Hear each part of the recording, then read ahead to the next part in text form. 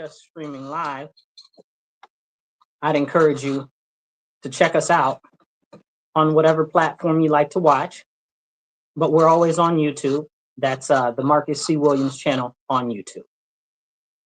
As we go into this journey and start to have real serious conversations, I think my biggest thing that I'd like to talk about with you guys today is the stuff with the immigration, right? Like that's a very, very serious issue right now. And we have to ask ourselves, are we willing to actually address it head on? Is it something that we're actually willing to have conversations about? Are we willing to have those tough conversations? So let's dig and dive right into it as I work on getting these microphones together. So if you're tuning in online, please make sure that you hit the like, share, subscribe, drop a little heart or drop an emoji in the comments. And if you drop a comment, I'll do my best to bring the comments up on the screen. Okay? So do that for me. Do that solid for me. And I'm going to do what I can to pop your comments up because every comment and every share helps. It's really helpful. It helps get the message out there to more people because more people need to have the serious conversations. Now let's get back to it and jump into this illegal immigration and or what do people like to call it? Oh yeah, they like to call it migrants, right? The migrant crisis or whatever the case is. Let's start off with a couple of definitions. Let's start off with the definition of migrant. A migrant is a person that lives in a territory, is subject to their laws and stuff like that, and they are living in that nation. So for example, if somebody was to move from California to Wisconsin, right? That would be a migrant. If somebody were to move from Mexico to Wisconsin legally and go through the process, that would be immigration. So that's the difference between an immigrant and a migrant. Then you have, or you can even, depending on the circumstances, a legal immigrant or a legal alien, you would say, right? Like a legal alien is somebody that either has their green cards or has their paper on their way to naturalization. And that's a serious, important conversation to have. But we don't like to have conversations about actual legal status of the immigration system right now. But many people don't talk about how seriously overburdened the immigration system is. I'm big on making sure that people that are on refugee lists that have been waiting and waiting and waiting are able to get processed adequately. But right now, because of the sole push for illegal aliens to be able to come into this country and just hop the line on everybody, you know, hopping over the fence or coming under the ground or coming over in a, what do you call those things? Shipping container or however they get in here. Because of all of those things, the people on the refugee list are pushed back decades, right? Like if you're on a list right now to be a refugee to come into the United States of America, you're very far back on the list right now. You're like 5-10 years out if you're on a refugee list right now. And that's terrible. That's terrible. But why is that? Because of illegal aliens. It's not because of the government. It's not because of other people. It's because of illegal aliens. Now, I figure that the refugees in refugee camps are trying to do it the right way, get sponsors and get people to bring them over here to help them out. They should take precedent over all of these other people that are just coming in here. Okay, like that is jacked up. Like they're trying to do it right and now they're getting delayed. You also see a similar thing happening with people that are residents or permanent residents or citizens that are trying to bring their family over here. So now those things are backed up too. Why? Because immigration is so backed up.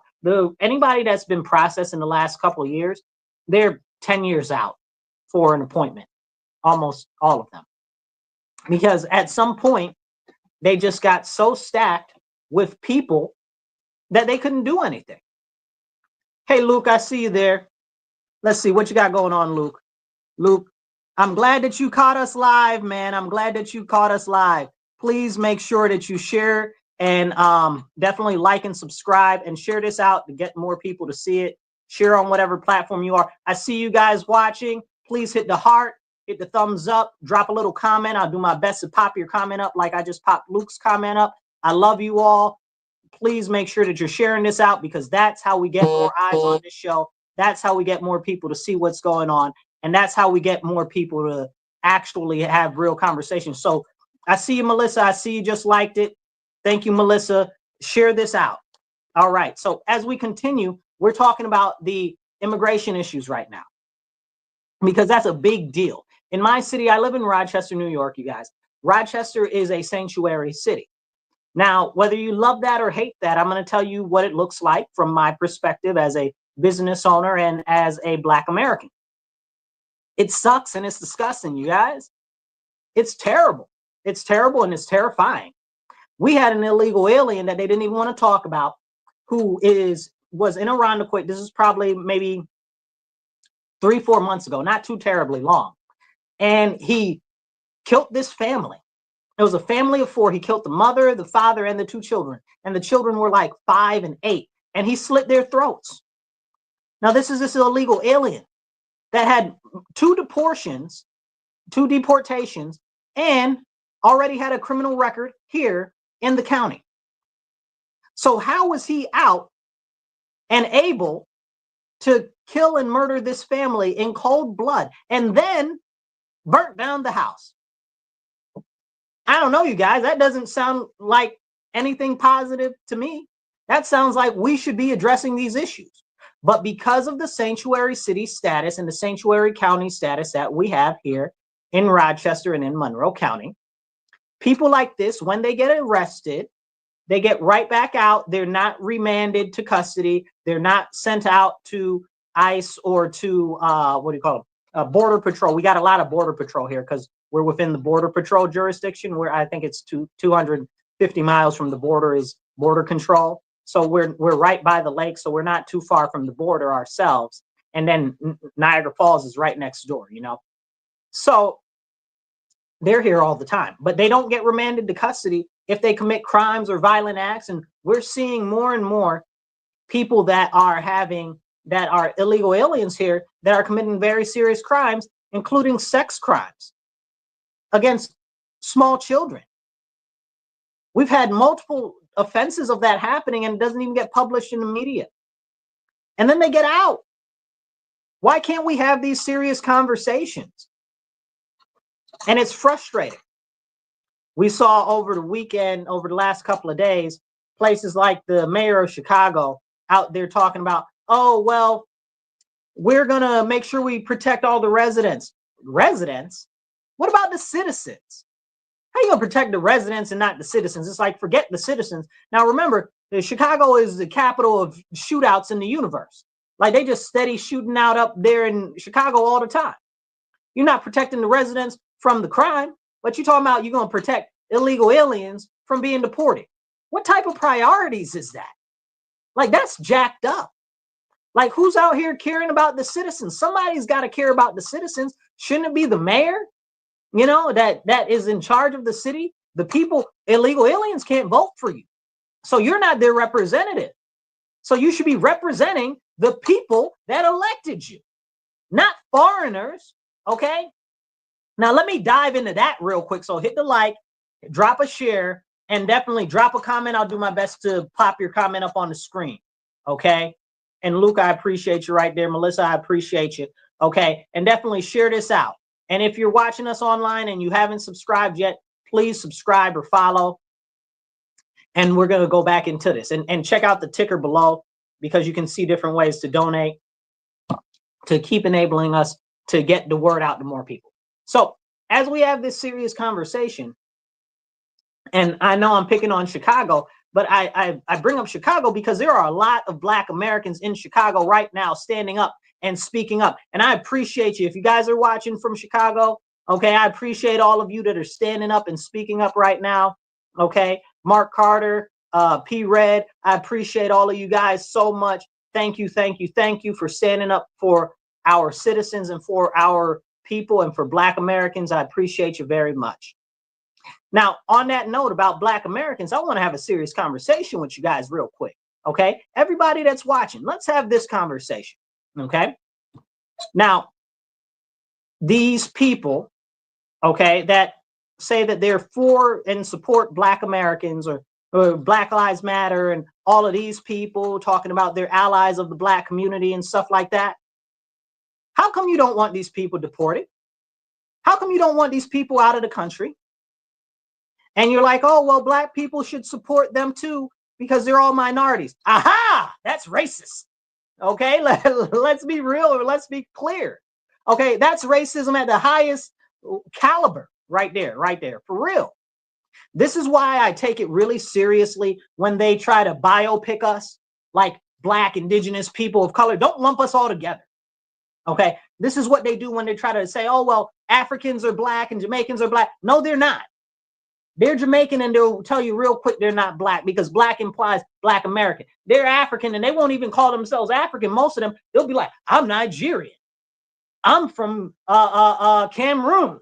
I'm from here. I'm from there. They're not. They don't even call themselves African, most of them. They're like, I'm from whatever country, whatever nationality I am. You understand what I'm saying? So when you call them Black, that's racist. You understand what I'm saying? Because you're calling somebody else us that's not us. And that's a very, very, very serious problem. And we need to have that serious conversation. But we're not having that serious conversation. And that's why when it comes into this illegal immigration nonsense and illegal aliens and the deportation and repatriation situation, they're like, well, why won't Black people support them? Let me tell you exactly why Black people are not supporting people who came into this country, broke these laws, and are getting subsidies from our government. Because they are taking resources away from the working class and those in poverty. They're taking resources away from the actual citizens of our nation. Where Black people about to go? Where are we about to go? Mexico, Canada, they don't want us. You think Colombia wants Black Americans? They don't want us. Don't nobody want us. Don't nobody want regular Americans. They definitely don't want Black Americans. You can't even be white and go to Poland. Poland don't want none of y'all. I was watching some videos from some friends of mine that are deployed over there in Poland, bro. And they were showing how the Polish people treat them, how a lot of Polish people treat them. And they're just mocking them and ridiculing them because they're like, you're soft, you're a pansy, you're this, you're that, because of what the people that have been in power the last couple of years have been pushing, what our media pushes, and all of the nonsense that's going on. Nobody wants Americans. So who's to help America but Americans? But you're prioritizing these illegal aliens. That is a very, very serious offense and affront to anybody that is an American citizen. And we need to be able to have that very serious conversation. You guys, if you're watching online, please hit like, please hit share, please hit subscribe. And remember, you're listening to The Divide on WRFZ 106.3 Rochester Free Radio. And if you drop a comment, I'll do my best to share it on the screen. So as we have this conversation, remember, Black people are citizens of this country. We've been citizens for the history of our nation. And there were many people that were enslaved that would now be considered or classified as Black, okay? And we're not going to dig into that too far today, but I would like to dig into that some episode in the future, because almost every Black American is American Indian, not actually of African origin. There were very few people brought from Africa to the United States mainland. They like to talk about the triangle trade and the slave trade and stuff like that. There were more people that were shipped from America to Africa and to Europe, okay, and to the Caribbean than there were people that were shipped here. That's why if you ask any Black Americans, most of their parents or grandparents would be like, oh, well, we're Native American. This is our tribe. This is where our people come from, whatever, whatever. But because of the concept that, Native Americans are more white and they're more Anglo or Anglo-Asian or whatever the case is, they try to classify that as what it actually is to be American Indian. And that's wrong. That's wrong. Those are, first of all, most of those are Midwestern, all the way Southwestern, okay, or Northwestern, okay, features and phenotypes. That's not on the East Coast. The East Coast were very dark, okay, and were black. So that's a whole separate conversation, and people don't want to have that serious conversation. And we're not going to dive into that today, okay? But that's a fact of the matter. You can look up the reclassification of the American Negro from them changing it on different records and stuff like that, and in the census from American Indian over to Negro, and that was the people that were not on, that were Indian but were not on reservations, and that also goes back even predating the Trail of Tears, which is a whole separate conversation. So back to it. So with the illegal aliens and the illegal immigration and stuff like that, these people are taking away from the American taxpayer. It's that simple. They've been brought here to overwhelm the system, to create a permanent subclass, to prevent the American citizen from being able to be upwardly moved. They are stealing resources away from American citizens. And they're not even subject to the laws of our jurisdiction because they're foreigners. So people will say, oh, well, they've got rights and stuff like that. No, they don't. They don't got not a one right. Okay, because America doesn't recognize international law. That's number one. Remember, we got a law that Congress passed that's on our books that if they try to take one of our people to the International War Crimes Courts, the ICC, over there in the Netherlands, that we can invade the Netherlands. Can we talk about that? Okay, I support that. Okay, because later for them, they don't tell us what we can do. Okay, but the point is that these illegal aliens, people are like, oh, well, they have rights. No, they don't. They're not subject to the laws of this jurisdiction. Like, what don't you get or understand? They're not citizens. The Constitution does not apply to them. And that's something that we really need to understand. But because of the lack of civics in America, and because people don't understand how the Constitution or Declaration of Independence or any of the founding documents actually work, and most people haven't even read them at all. You know, most people can't even name you 3 of the 10 Bill of Rights. You know, and if you ask anybody, can you tell me what are the rights protected in the First Amendment? They don't know. They might know free speech.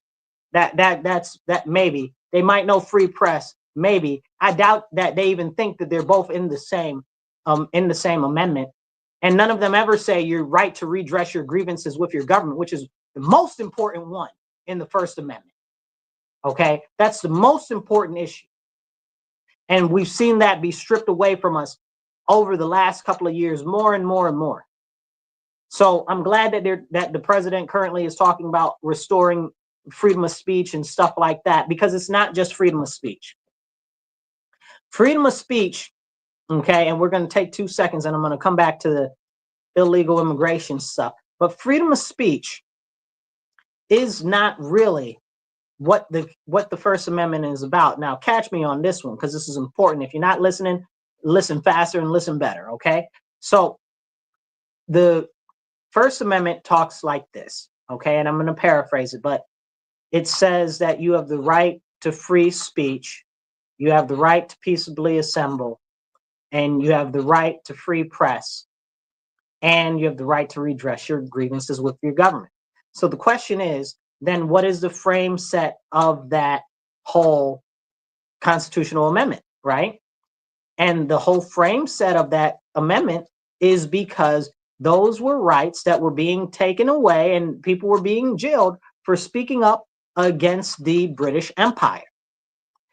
They were trying to jail people for publishing essays and pamphlets and stuff like that. Okay, our common thing today for freedom of press, because freedom of press is a very important issue. So I don't have any things to use as what do you call them, props, if you're watching online. I wish I had like a little pamphlet or something. So freedom of press is really your ability to write down your ideas and distribute them. Okay, it's to take your ideas and distribute them. That's what freedom of press is, to distribute your ideas. And it's really largely those ideas in relation to your issues with the government, or the direction of government, or the direction of the leadership in relation to representation. That's the mindset behind the First Amendment. The First Amendment with the freedom of speech was largely related to being able to speak up on the issues that you thought were important in relation to the government. Okay? Whether it's for or against it. But people were being jailed for that type of stuff. And we can't have that type of a conversation. That's why I was very upset during COVID over that stuff, where they're out there shutting people down and saying, you can't say this and you can't say that. And I'm like, but you can. The Constitution protects that right, specifically when you're talking about issues in relation to the government. And it's also about the dissemination of information, especially the information that you're disseminating yourself. So it gives you the ability to write something or make a video about something and just send it out to the world, right? Publish it, essentially. But they tried to strip that away.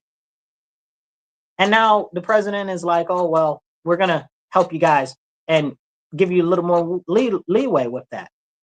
Lord willing, it stays like that. Lord willing, we keep our rights to that, and we don't end up like we've ended up over the last couple of years. It's very important to me. So let's get back to the illegal immigration stuff and the illegal aliens, and the fact that we need to put them out because it disenfranchises all of the Black Americans and the Latino Americans and the various other American ethnicities and stuff like that. So this is serious. Look at it like this. Walk with me on this, right? And drop a comment, drop a heart, drop a little emoji in the comments or whatever, and I'll do my best to pop it up on the screen. Okay, just don't say nothing too crazy. But as we share this conversation about immigration, and we don't talk about the impact of the services that are being provided, what did they say? They spent $300 million from, $31 billion from FEMA went to illegal aliens. $31 billion. Somebody make it make sense. $31 billion? That doesn't make any sense whatsoever. That should have went to the American people.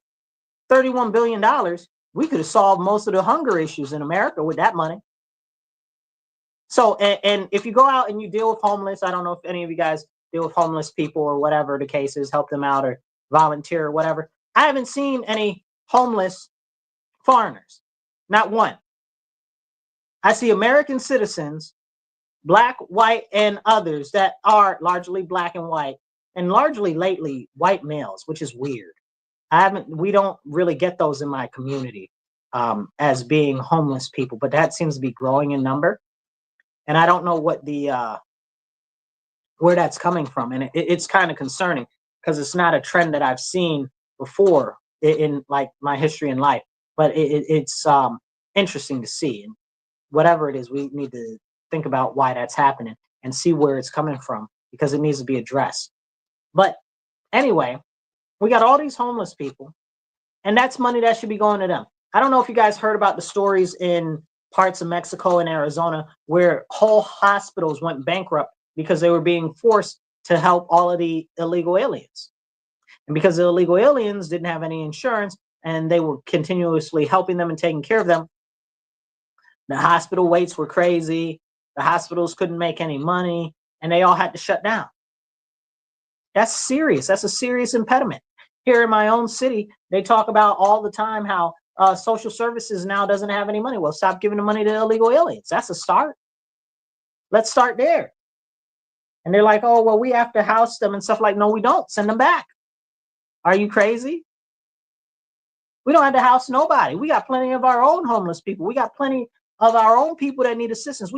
I think it's something crazy. I don't know the exact numbers. So if I'm saying the wrong number, correct me if I'm wrong. It's like 1 in 4. I'm pretty sure. I'm like 90% sure it's 1 in 4.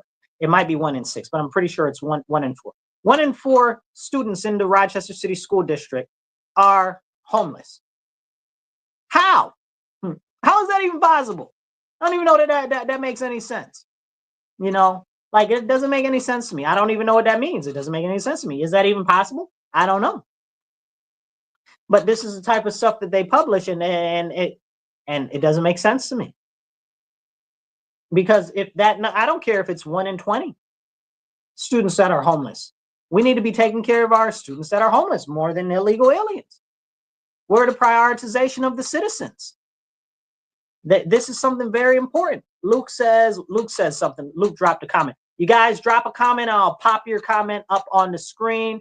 Drop some likes and definitely share. And if you're not following, definitely follow. If you guys are listening to me on the radio, you can follow at the Marcus C. Williams channel on YouTube. Luke says, I was a Dem for decades, by the way. I walked away in 2017. So 2017 was about when I walked away, Luke. Also, side note for everybody listening. What happened then was Nancy Pelosi and Chuck Schumer shut down the government for DACA, which we're going to talk about in 2 seconds. They shut down the government for DACA after years of Trump running and saying that he was going to suspend DACA when he got in as president, instead of them actually, because at the time the Democrats had the House of Representatives and the Senate, and they refused to do anything on comprehensive immigration reform, even though they were always crying about the DACA people. But they never did anything for the DACA people. To this day, we're almost 10 years later, and the Democrats still haven't done anything for the DACA people. And they just had the whole presidency for 4 years, and 3 out of the 4 years, they had a majority in the House and in the Senate. Make it make sense. Do they really care? I'm just saying, do Democrats really care? These are the questions that you have to ask yourself. It's important. So if they say that they care about these DACA recipients, and this is what they said, they shut down our government in 2017, or maybe it was like 2016, around that time, right after Trump. Yeah, it was probably 2017 because Trump got elected 2016. So it's probably 2017. They shut down the government for illegal aliens. Okay. But we just had the big hurricane that hit Puerto Rico. And I was like, well, if they wanted to shut down the government for some Spanish people, why not shut it down for our Hispanic citizens? No, of course not. That'd be too much, because who cares about the Hispanic citizens, I guess, right? Like, I care about our Hispanic citizens. I care about our Latino citizens, but it's very clear the Democrats don't. They care more about illegal aliens and shutting the government down for them than our actual citizens who actually vote for them. Same thing with black people. I'm a black man. They ever shut down the government for the plight of the black man? Absolutely not. Completely disingenuous. So they shut it down for illegal aliens. And that's when I said, well, shoot. And I was just little. I just was like, okay, well, maybe this is my, this is not the party for me, you know? I'm like, well, so I left, you know, and I found the Republican Party because I went through interviews with all the different parties to try to figure out which one fit me best. And it was the Republican Party. And when I got the right person to talk to that day, because I talked to the chairman of at the time, the chairman of the Rochester City Republican Committee. Now I'm the chairman of the Rochester City Republican Committee. But I spoke to him, and that was, his name is Bob. And we had a great conversation, and we were all like, yeah, that and this and that. And that. It was fantastic. But I really felt like I had found a home. So that was very, very important to me. Luke, what you got? You saying? Luke says, it was all symbolic nonsense. If they really cared about diversity, you'd think that they would have at least mentioned Vance's wife. That's how you know they're full of malarkey and don't care. You're 100% right. They don't really care about that, but we'll touch on that in a couple minutes. So as I found the Republican Party, because I was raised in the church, I was raised with grandparents that both worked very hard. You know, my whole family is hard workers or have been in the military. Most of my family has been in the military. You know, I've got family that's fought in every war that this country has ever been in since the Revolutionary War and before. So it's very, very serious. So when our elected officials decide to shut down the government, the Democrats specifically decide to shut down the government for illegal aliens, that was a problem. Now, fast forward to today with DACA, as we talk about this immigration situation, just a couple of days ago, there was a court case where a where a federal Supreme Court judge ruled that DACA is unlawful and unconstitutional and therefore unenforceable. Now, I'm sure that's going to be appealed or is being appealed, but it's right. So now DACA is encouraging not only child trafficking, but it's also encouraging the breaking of the laws of our nation. Like, you can't just house people that came here illegally. Like, that's not legal. Like, it's in the words, it's illegal, you know? So that's a very serious issue. And again, the Democrats said that they cared so much about that. I don't know when DACA started. I guess it started during Bill Clinton. Okay, I don't know for sure. I was little. Okay, or maybe not even born, but about back then. You know? So it's been all these years and nobody did anything for those people. But the Democrats said that they care so much. So they even got to wake up and see that they don't actually care about you. Democrats don't care about them. They're just using you as a tool to get votes. They don't care. They just want to stay in power. And that's not me saying, oh, the Republican Party is so fantastic. Listen, all I got to say about that is they're not using you as a tool and telling you that they're standing up for you when they're not. I'm just saying, take that as an example. You don't got to support the Republican Party, but I daggone sure tell you don't support the Democrat Party. I saw a meme the other day, and I thought it was just the funniest thing.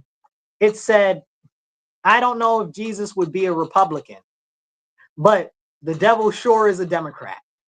And I was rolling. That was too funny to me because it's true, right? Like, I don't know that Jesus would be a Republican, but the Democrat Party is where the home of the devil actually would be. And I hate to say that to anybody that is a Democrat and is all huffy about it.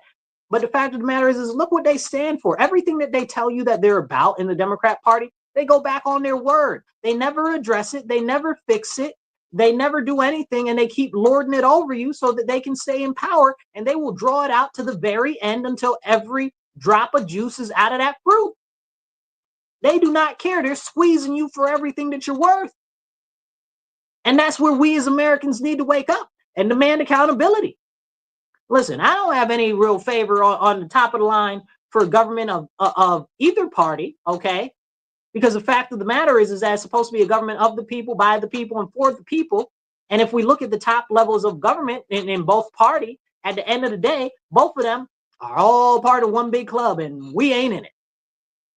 So if you're watching us online, please make sure that you share and subscribe. If you drop a comment, I'll do my best to pop it up on the screen.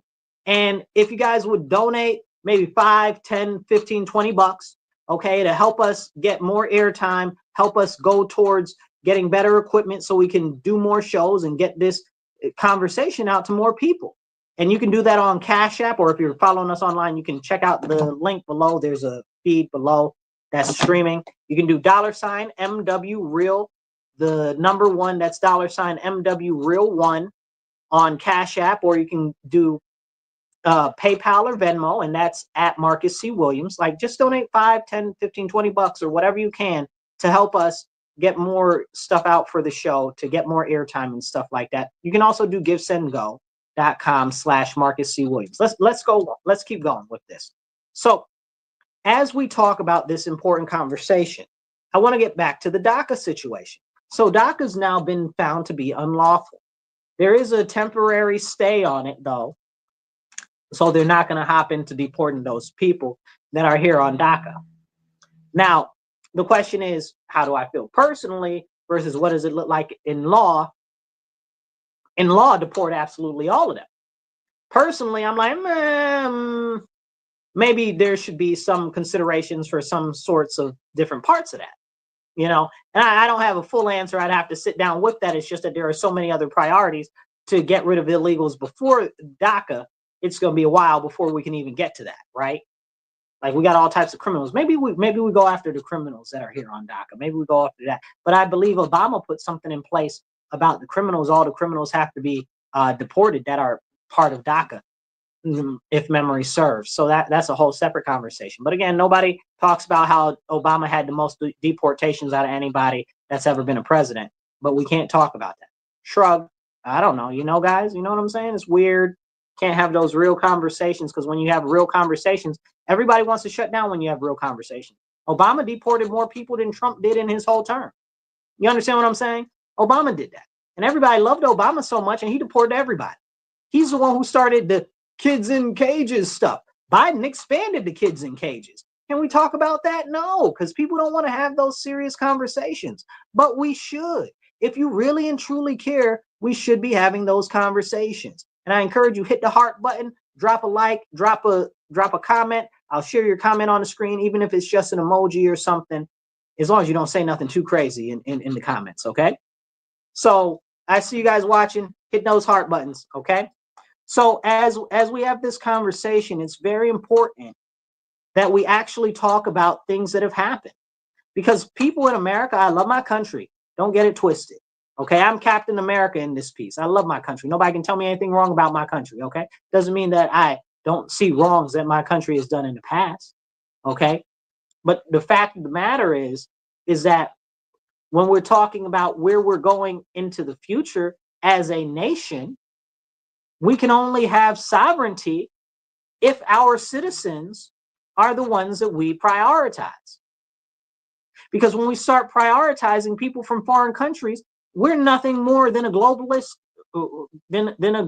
nation, which is a no nation at all. And that's very, very serious. And I know most Democrats don't want us to be part of a greater government that's a one world order. And I know most Republicans don't want us to be part of a greater government that's one world order. It's very, very serious. And we need to have these conversations. But the question is, can we have these real conversations? And nobody wants to talk about it. Let's jump into the whole situation with Colombia, right? So Trump has started the deportation flights. Tom Homan has started the deportation flights.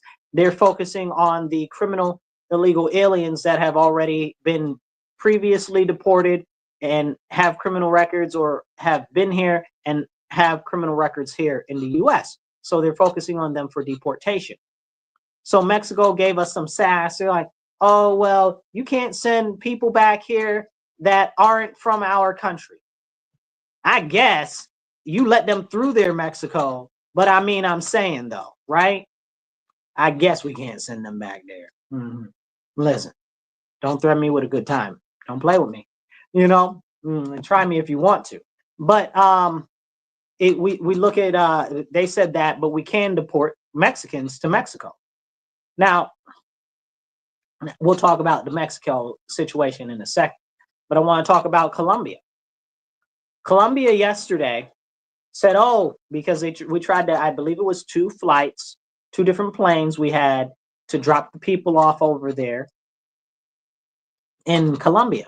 Now, if you guys know about Colombia, you know, probably, you know, narcos, you know, that all the cocaine comes from Colombia. Not all of it, but you that's like the commonality, you know. Colombia, drugs, cocaine, that type of stuff, and smuggling, so forth. Even human smuggling and organ harvesting is real big down there. Them people crazy. Okay, I guess they're saying Colombia got better, but that's only because they sent out all the criminals over here. And you wonder why so many people are going missing, but we can't have those conversations, and we really should be able to have those conversations about all these missing people. But anyway, the president of Colombia was like, oh, no, we're not going to take these flights because you're bringing back criminals, and we're not going to take the criminals. Excuse me? You're not going to take your own people because they're criminals? Whose face are you playing in? So Trump said, okay, bet.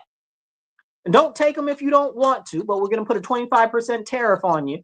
And if you don't change your mind in a week, we're going to put a 50% tariff on you. And oh, by the way, we're going to block your visa, all your homeboys' visas, and everybody else in your party's visa from coming out into the U.S. And we're going to prevent you from putting money into the U.S. and so forth like that. Listen, let me tell you, when the president capitulated from Colombia in less than 2 hours. In less than 2 hours, the president of Colombia gave in. I mean, he folded like a $2 bill, okay, on a holiday. It was real. He folded up real fast, and it was hilarious. He was like, listen, he's like, my bad, you guys. Listen, you can even use the presidential plane from Colombia to bring them back over here. Go on, just send them all back. We'll take them all. And they have people that are Democrats out here saying, oh, well, look at what Colombia is saying. They're not having any of America's nonsense. They're not taking them back. But they didn't talk about the fact that the Colombian president said that and then immediately retracted.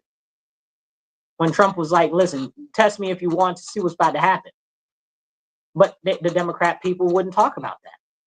And then they're like, oh, well, you know, Colombia just wanted to do that because they didn't want them to come there in handcuffs and stuff like that.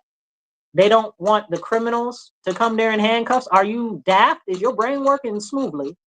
Clearly your brain ain't working too right, okay? Because you wouldn't say that Colombia doesn't want these criminals in handcuffs when they come back. That ain't had nothing to do with it. That's just something that somebody else said to try to make it like, oh, well, there's another reason behind it. It's not actually what it is. The fact of the matter is all of these people are criminals that they're sending back. Minus maybe one or two people that got caught up in the raids because you made us have to go look for the criminals because you wouldn't remand them to custody to begin with. If you would have just remanded them to custody and allowed them to be deported to begin with, it wouldn't be a problem at all. But because now people got to go search for them and they got to go through all the different houses and apartments and stuff like that, other people get caught up in the sweeps. And that's on all of the Democrats and all of the leftists that wanted them to keep them and wanted sanctuary cities and stuff like that. If you're so sad, if you're so mad, end the sanctuary city policies, you guys. If you're so mad and so sad about all of the deportations, end the sanctuary city process and end the sanctuary city things. End it. That way, the police and the sheriffs and stuff can send the criminals to ICE or to CBP or wherever, Border Patrol, whatever, and have them deported. And then you don't have to worry about them coming into neighborhoods and picking up other people in other parts of the family or friends or whatever that are also here illegally. Which, if you ask me, they should all be deported, but there is a priority here, and the priority is the criminals. But if they out there tied up with the criminals in the same building, in the same living facilities as these criminals, they're going to get swept up. Now, whose fault is that? That is the fault of all the Democrats and all of the people that wanted the sanctuary cities and the sanctuary jurisdictions. You can't blame that on nobody else but yourself, because those people broke the law to begin with. And you trying to keep them? What are you doing? What are you talking about? If you following us, hit the like, hit the heart, hit the share, okay? And definitely drop a comment. I'll do my best to pop your comment up on the screen. Now, as we have this conversation, let's remember, how many white people were out here talking about Black Lives Matter, we're allies and all of this? What allies? What allies for black people are you? Because you're saying that you support all these illegal aliens. If you support illegal aliens, you don't support black Americans. You don't give a flying monkey's uncle about us, because they're taking jobs from us. They're taking educational resources from us. They're taking housing from us. And it's not just us. They're taking it from other middle-class working families. They're taking it from the middle-class whites. They're taking it from the middle-class Latino Americans. And that's just, I'm just saying that because honestly, there are no Latino Americans. There are Puerto Rican Americans, there's Colombian Americans, there's all of these different people, but they all try to lump them all together, right? And there are no white Americans now, are there? There are German Americans, there are Irish Americans, there are Anglo settler Americans, even though there's only like 10 of them left in the backwoods of West Virginia, which is a whole nother conversation, but they try to lump them all together. That's why they try to say, oh, everybody's white now. Everybody ain't white. I live around a whole bunch of Italians and Irish and Germans, and everybody claims their family and their heritage. You understand what I'm saying? But they try to lump y'all all together as being white, because they know individually, if you saw that there is importance in your heritage, in your history, in your culture, that you would try to retain that individuality. And if you retain that individuality, you would be harder to control. It's the same thing that they do with black Americans. That's why they try to lump us in BIPOC, right? Black, indigenous people of color. That's why they try to lump us together with illegal aliens. How you gonna lump black people together with illegal aliens? And we've been here since before the country been a country. Come on, man, stop playing in people's face. You understand what I'm saying? And there wasn't even no real white type of person until like the 60s, 70s, after Lyndon B. Johnson with the Great Society Project. That's when everybody became white all of a sudden, right? Like they were trying to push it before, but that's when all of a sudden it became that way. Listen, when I go out with the Italians, they don't say that they're white. They say they're Italian. You understand what I'm saying? When I go out with my Irish friends or whatever, they say they're Irish. You understand what I'm saying? Ain't nobody claiming that they white, because that is them lumping you all together because they want to snatch away the heritage and the history of the culture that you have in this nation. And that is why delineation is important. That is the same thing that they do to Black Americans, where they try to be like, oh, well, these other melanated Africans are Black too. No, they're not. No, they're not. Oh, well, these Afro-Caribbeans are Black too. No, they're not. Black is Black American because Black comes from Negro, is after Negro as far as what they tried to reclassify us as. Don't come over here with that nonsense.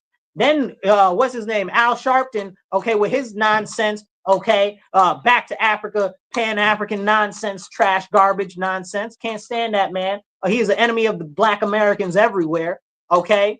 Talking about, oh, well, we should call people African American that are Black. Black people ain't got nothing to do with Africa.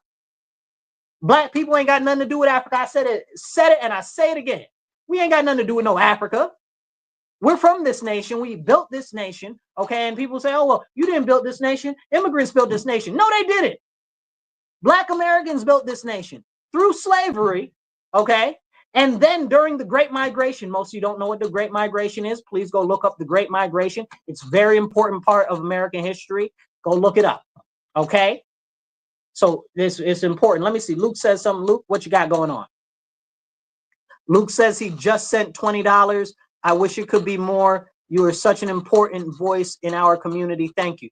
You guys, I appreciate you so much, Luke. Luke, thank you for helping out the show and helping us get this message out to more people. You guys, if you can donate $5, $10, $15, whatever you can, please send a little something to help us continue and grow the show. You can do it on Cash App. That's $MW Real 1. That's $MW Real, the number 1.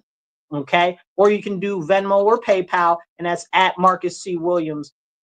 So you can do it like that. Those are multiple ways to donate. But as we continue this conversation, it's important for us to identify that the people in power are trying to snatch away the culture from each one of and history of each one of our cultural groups. They take it from they made Italian Americans, German Americans, Anglo Americans, Irish Americans, Scottish Americans. They made everybody's white all of a sudden. So that erases your history, your culture, your family. You don't get to claim any of that no more. Make it make sense. And again, that's what they try to do with Black Americans too. All of these people are us. Those people aren't us. Those people aren't us. You know, and I love that Trump said this, and you can hate Trump if you want to. Okay, I'm not saying that he's my favorite person in the world, but I am saying that even if you don't like somebody, they can do something or say something good, and that's important. So he said, you know, he said about Black people in his last term, he said, you know, you guys really built the country and you're really just starting to get credit for that. Absolutely. Absolutely. And this goes into this push where everybody's talking about DEI right now, right? And oh, Trump got rid of DEI. Trump got rid of DEI. Well, yes, Trump did get rid of DEI on the federal level and federal programs and stuff like that. Why? Because it was called diversity, equity, and inclusion. And it wasn't about any of those things. Not at all. You know who got the majority of the jobs from the DEI situation? White women. White women got the majority of those jobs. After white women, the next largest segment is alphabet white men. Make it make sense, you guys. Make it make sense. And black Americans only accounted for like less than 4%, okay, of the jobs in relation to DEI. So you tell me how that's helping Black Americans. Explain it to me like I'm 5 years old, okay? Make it make sense to me.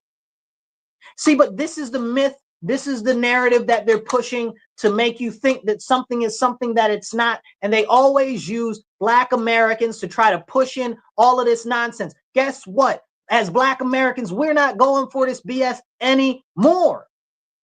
When I was little, the elders said, oh, well, we want a better representation of Black history in school. So that's people like Benjamin Banneker. That's people like Medgar Evers. That's people like oh man, I have a good list. Ernest Just, Dr. Ernest Just. That's many great Black Americans that have contributed to science, medical, and entrepreneurship, innovation, and different things in our history. Even Garrett Morgan, you know, the Black people created the modern sailboat, the traffic light, the stop sign, all of these things. Where do you see that in the educational system right now? Where do you see them teaching that? No, but they'll teach Black people, oh, the government is against you. Oh, white people are against you. Nobody likes you and you can't accomplish anything. That is the most racist thing that you can say at all, because it belittles and it kind of sends Black Americans to try to steal from us our greatness of our nation and what we have contributed to America. And the people that should be most offended by that, honestly, outside of Black Americans, is white Americans, right? Like, white Americans should be very offended by that. Why do you say that, Marcus? Because they're telling Black people that they should hate you because you're against them. Is that true? I don't know. Maybe some of you are, right? Like that's just a fact. Some of you are. Some other people are against you. You know, look at the Indians and the Chinese. They're against you. They're against us. They're against our nation. This other stuff. You know, it's true. It happens, right? But it's not everybody. So when they're out there saying that, oh well, the white people hate the Black people and that's why Black people can't achieve, y'all need to be the first people to be like, don't lie on us like that. Yes, there has been times where there's been racism in this nation and in the history, but that's not what we're about nowadays. And we're doing our best to make sure that when we do have engagements and stuff now, that we're not continuing on and pushing forward that type of a narrative. White people got to stand up against that nonsense about you letting them other people tell you and say that white people are against Black people. Stop letting them say that dumb stuff. Y'all need to check these other white people before Black people check them, because if they're out there preaching that white people are against Black people, how is that benefiting you as a white person? Is that good or is that bad? You make it make sense to me.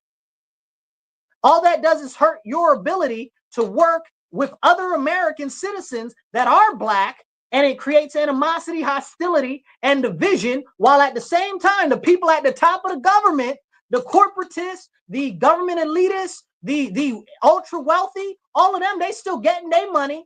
They ain't got a care in the world. They don't care about no racism. They ain't trying to hear about no racism.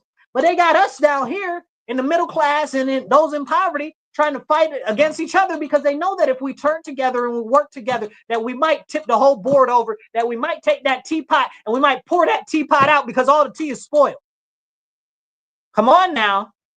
Listen. So disgusting, it makes me want to spit, y'all. But that's how they're doing us right now. They're trying to divide us.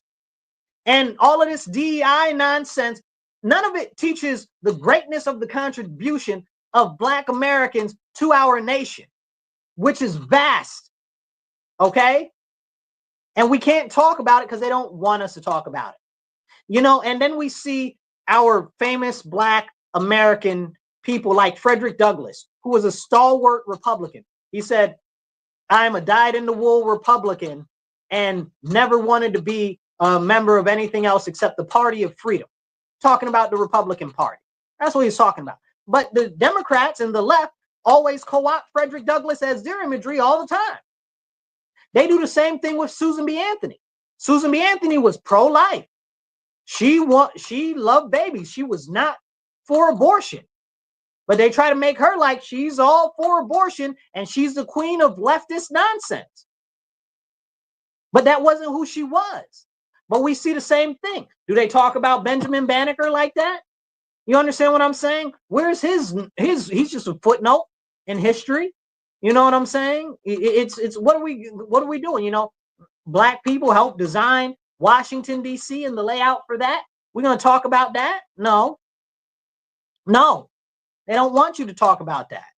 We're going to talk about Booker T. Washington? No, they don't want you to talk about Booker T. Washington. But they'll teach you about Marcus Garvey, some Jamaican that told Black Americans to go back to Africa. The man ain't never been to Africa and then died in England with a white woman. Come on now, make it make sense. This is the nonsense and lies that they push and all of the propaganda to disenfranchise Americans and to turn us against each other. This is why there is such a division in our nation. And again, at the end of the day, it's not about party, it's about mentality. It's about mentality. And if we're not able to, as Republicans and Democrats, to come together and say that we should prioritize Americans first over any foreigners or over any foreign issues, there is a problem. That's why we see a rise in homelessness. That's why we see a decline in the educational system. That's why we see the issue with the lack of small businesses being able to be started in largely urban communities, especially in urban-run Democrat areas. Can we have those serious conversations? No, because they want, especially they do this in the left side, they want you to be so concerned about foreigners that you ain't concerned about what's going on here. I'll give you an example. So if you're in Rochester, you know the 19th Ward, okay? The Southwest, okay. Woo woo. I'm going to toot my little horn there. Okay, you know the 19th Ward. I've essentially grown up in the 19th Ward my whole life, right? Like, so this is a very serious thing to me. So now, since I've been growing up, the 19th Ward was traditionally, as I grew up, a black community, right? Black homes, black families, black home ownership, very heavy in that area. And then the U of R, the University of Rochester, started to buy up everything and push out all of the black families. Let's see, we got a comment here. Ramon, I see you. It should be at the seat of the table. Yeah. Yeah, you're 100 right. You're 100% right, Ramon. Yep. So you guys drop a comment, hit the heart, hit a like, hit a smiley face. Even if you just put in a comment, a little emoji, I'll pop your comment up and we'll get that moving. So as we have this conversation, like I said, I grew up in the 19th Ward in Rochester, which was traditionally black. And then they pushed all the black people, started pushing the black people out when I was littler, maybe late 90s, early 2000s, right? We really started to see that push. They had already pushed all the black people out of Cornhill, but that's a whole separate conversation that we don't have time for today. So now we've got all of these, I call them transplants, right? That are living here in this neighborhood, in the community. And most of them are more so affluent white people or affluent liberals, okay, that are from out of town and out of area, and all of them have this liberal concept and thought. And it is a very serious, deleterious issue. And if you feel like I'm talking about you, don't be all poo-poo. Let me finish my point. So I use this point to point out that they continue to neglect the violence and the crime and the drugs and the shootings and the stabbings and the home invasions and the deterioration of the educational system and the this and the that and the third and the fourth and the fifth and the 20th things, right? They don't care about none of that, but they'll scream free Palestine. What the hell, excuse my language, what the heaven did Palestine ever do for black Americans? Explain it to me. What did Palestine ever do for Americans at all? Explain it to me. Explain it to me like I'm 5. Explain to me why we should support a country or a people that have never supported America. Never. Palestine ain't never supported us. And Palestine ain't got nothing for us except hate and animosity now. And it's been that way for decades, longer than I've been alive.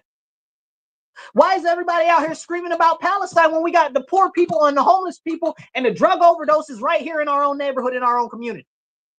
They out here robbing the stores blind. You understand what I'm saying? Back to where I live in the 19th Ward with all of these leftist transplants, okay? Look at Thurston. All of the businesses is closed on Thurston. They ran Walgreens out of there, okay? They ran Walgreens out of there.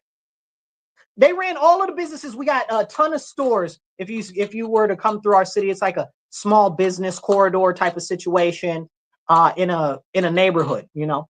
So, and all of them are closed. All of them are closed. What's going on? You go down Chilai, again, another business corridor in it, and you see businesses closed or just some corner stores and some drug drugs being sold and stuff like that.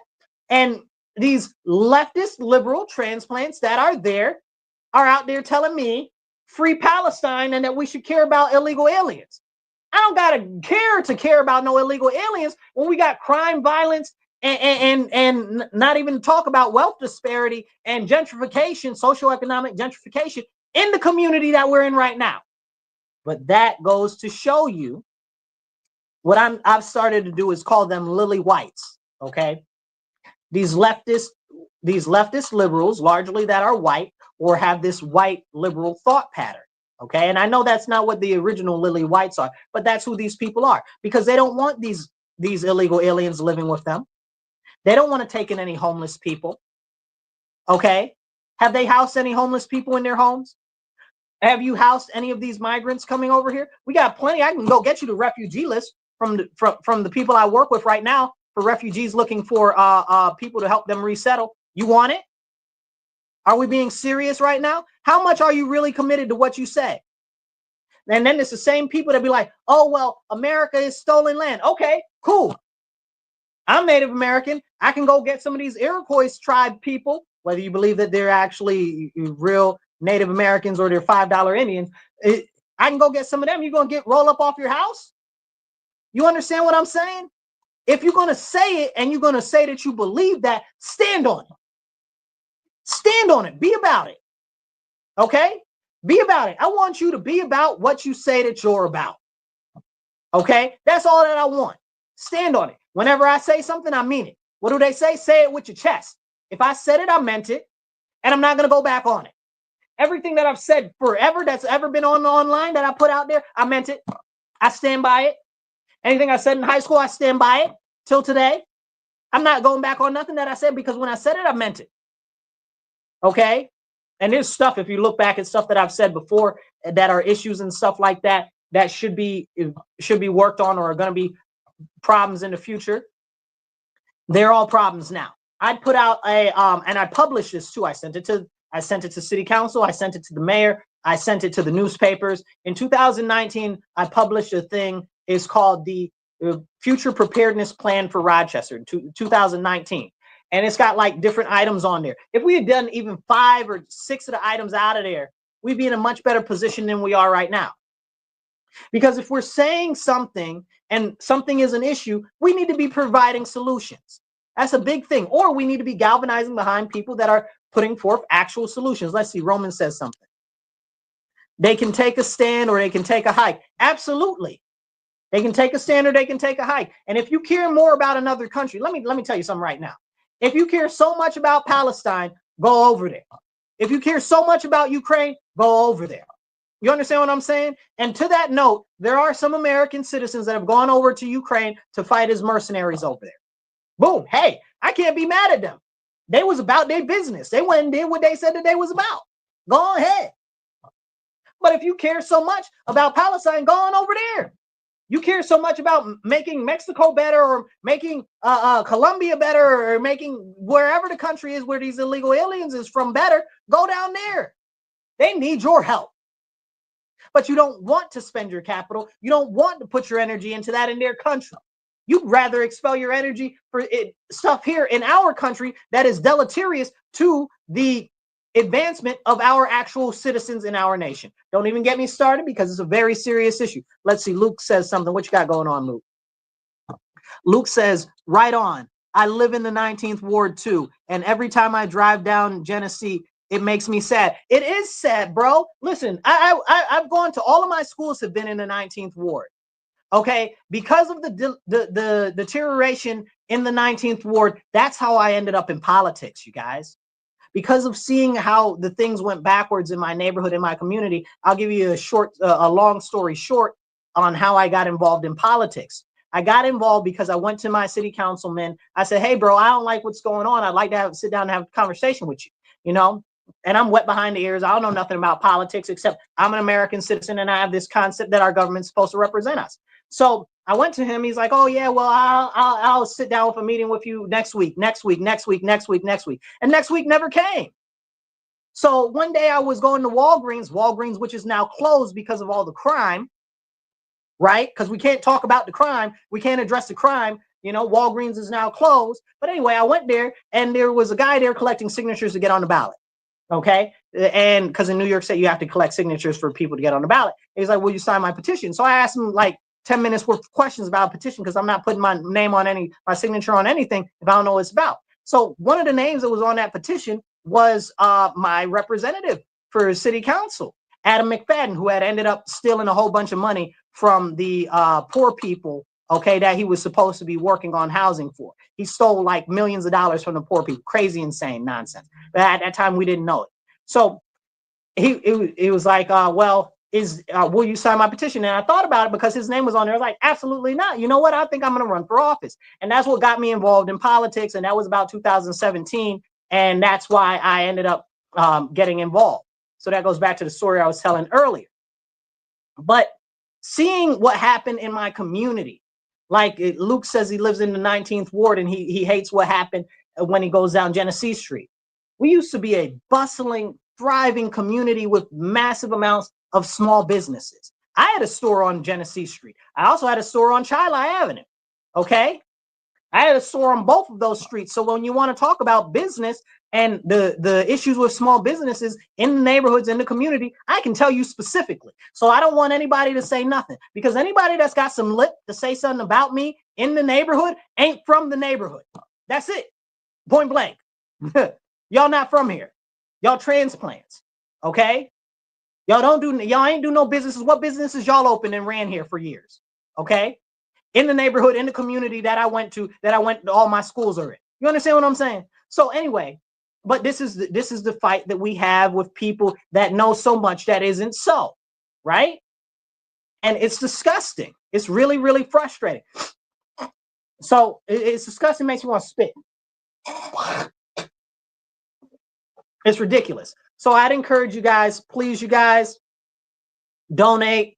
I'd appreciate it if you can donate $5, $10, $15, $20, whatever you can do. It helps us get more airtime and put money towards getting better equipment so we can get the message out to more people. I think Luke said that he donated $20. If somebody can match that $20, that would be great. You can donate via Cash App. That's $MW Real 1. That's $MW Real, the digit 1 on Cash App, or you can do PayPal or Venmo, and that's at Marcus C. Williams. Or you can also do givesendgo.com/Marcus C. Williams. Please match Luke's donation of $20. Okay. Every bit helps us get more airtime and start to save up for more equipment so we can get the message out there further. And if you need to see in the little, what do you call that? The ticker below, you can see the different ways to donate so that we can get this information out and I can create more videos and stuff like that. But really, I'd like more airtime so we can get the message out, the message out to more people, because these are very, very, very important conversations that we need to have. Nobody else is having these type of conversations. And if not us, then who? And if not now, then when? And that's why it's so important. So please match Luke's donation. You can do it on Cash App, $MW Real, the number 1. He put $20. Please, somebody match his $20. Okay. Or you can donate via PayPal or Venmo, and that's at Marcus C. Williams. Okay. So we're going to come in and we're going to keep having these conversations. I'm going to make a couple more videos this week, but because I work and I got so much other stuff going on and stuff that I've got to plan for and stuff like that, I need your help. I need your support for the stuff that we're doing. So as we get ready to leave out here, I want to leave you guys with this. With these illegal aliens starting to be deported, it's very important that you understand that if they're deported, then the wages have to go up, right? Like people complain, oh, well, people can't get paid enough at these jobs or that jobs or whatever. Well, one of the big reasons why these people want these illegal aliens here is so that they can pay them less. You know, one of the big cries from the Democrats are, oh, well, who's going to pick the food and who's going to do the jobs that Americans don't want to? Really? Do you hear yourself? You want a subordinate, what would you call them? A slave class, or what are they called? Serfs? That's what you want? You want sharecroppers? That's what you want? Democrats are saying that out their mouth. First of all, most of them ain't picking food or crops or nothing. They let 30 million illegal aliens in here under Biden that we know about. In 4 years, they let in 30 million. You know, there's only 40 million Black Americans, and we've been here 500 years, okay? Which we're not going to talk about why that is, and we're not going to talk about all of the situations along with Margaret Sanger and other things like that. But there's 40 million of us here, and they brought in 30 million illegal aliens. If that doesn't let you understand how much they hate Black Americans and how much they want to create a permanent subclass in our nation, you need to wake up. And any of these people out here saying that they Black allies or Black Lives Matter or they care about Black people, any of that, y'all need to be standing the hardest and the firmest against, okay, people that are trying to keep illegal aliens in this country. You should all be supporting repatriation and deportation, okay, if you really care about Black Americans. Don't play in my face and tell me that you care, but you don't, okay? Because with these people outside of the country, that means there are going to be more jobs available.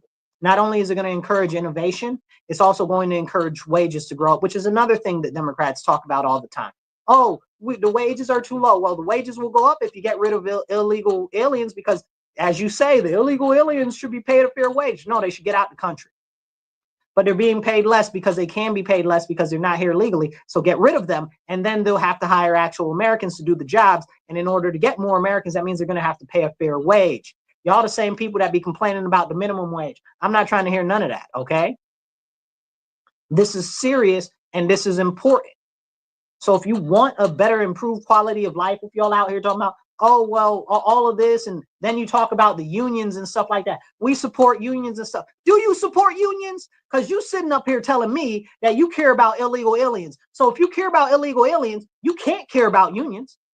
Because the unions are American citizens that are working hard to actually keep their jobs and stay in jobs. And I know some of you guys are members of unions and you're not the happiest with the unions or stuff like that. But I'm just using this as the point that they say that they care about the unions, but they don't really care about the unions because they support illegal aliens.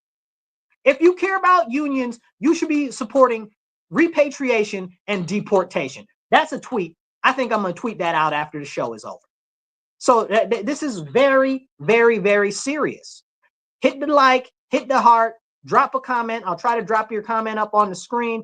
Please do donate. That's Cash App, $MW Real One, or Venmo, or PayPal, and that's at Marcus C. Williams. As we go along this journey together in our country, Trump said we're at a dawn of a new golden age for America. And I don't care if you love him or hate him. Let's make it a dawn for a golden age for us, right? Let's take advantage of this ability that is given to us right now to work together, to collaborate, to create more small businesses, to create more entrepreneurship endeavors, to improve the quality of education, with vocational training and on-the-job training, to get people into better paying jobs so that they actually can have a living wage and can buy their own homes and don't have to struggle. Let's work on those things. Let's work on the food supply. Let's work on those things. Let's work on improving the quality of the food by pulling out all of the horrible toxins and seed oils and extra additives that are in the food, and go back to basic things like beef tallow and lard and stuff like that. Let's go back to the old ways, because the old ways were good. And somebody will be like, well, there used to be racism and this and that. I'm not talking about that. Stop that. Sit down. Okay? These are the directions that we need to go to restore our country. He said that he's about restarting the golden age for America. Let's be part of restarting the golden age for America. And even if you don't believe him, let's make it happen for ourselves anyway. Okay, it's time to stand up, speak up, and don't shut up. Take action. I'll catch you guys later. Be blessed and be well. And remember, get active on the local level. Go to a city council meeting, go to a school board meeting, fire district, whatever interests you. Get involved locally, because it's going to be up to us to make the change on the local level so that we can empower our friends, our family, and our whole nation and lift us up all together, because a rising tide lifts all ships. You guys be blessed and be well. Catch you later. And share this video, okay? All right, you guys.